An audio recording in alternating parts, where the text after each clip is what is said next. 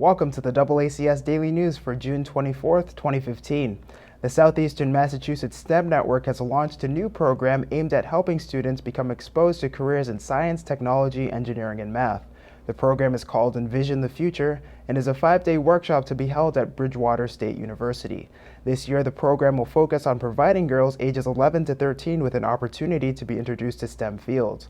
The program is supported in part by the business community, as STEM professionals will be working with the participants during the workshop. STEM Coordinator Katherine Honey says that the event is a model for future Envision programs. This particular program has been created as a model for how to increase the number of underrepresented group members who go into STEM fields. We want to increase the number of girls who go into computing, engineering, and biotech. During the week, they will work with STEM professionals in engineering to build an underwater remotely operated vehicle. They will create a mobile app. They will use DNA to solve a crime. They will program robots. And they will develop a presentation on Envision the Future that they can present to community members. Sensata Technologies will be working with a group of participants in the Attleboro area. In addition to providing support during the week-long workshop, Sensata will also provide a mentoring program for the group of participants. Sensata mechanical design engineer Farazana Usalith explained the program. It's an exciting program, I can tell you that. Emily and I have had a lot of fun putting it together. So we're talking about a year's commitment with the girls checking in with us once a month. So they'll come in once a month, spend 2 hours with us and a dedicated mentor. So each girl will have one mentor that's dedicated to them and their progress. And then we've broken down the lessons to be a huge variety of things. So we'll be covering design processes, how to problem solve. We'll be looking at things like how, as a woman, to put your point across, to be comfortable and confident when talking to people. We'll also be exploring the different kinds of fields. So what can we do with electronics? What can we do with mechanical engineering aspects? What does teamwork look like in an engineering company like this? How can you build a product and take it through? So many exciting things to come. Molly is one of the participants in the program.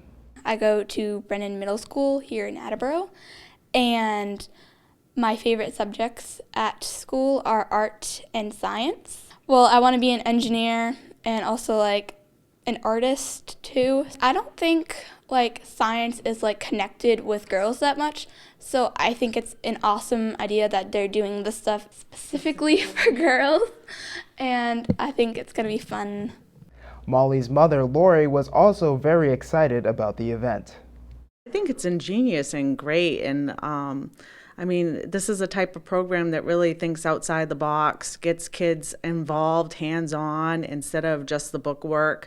And I think that's the best way a lot of these kids learn, especially Molly. Girls being involved in STEM is just phenomenal. I think a lot of jobs these days have been more geared towards men. And I think once women get more into these jobs, it's going to blow us away. I'm just extremely proud of my daughter. Lifelong Attleboro resident and Sensata engineer Emily Haidaminas first learned about careers in engineering during her time at Attleboro High School through a hands-on engineering program put on by Bristol Community College and Sensata. She believes that it's important for young girls to be introduced to science and technology.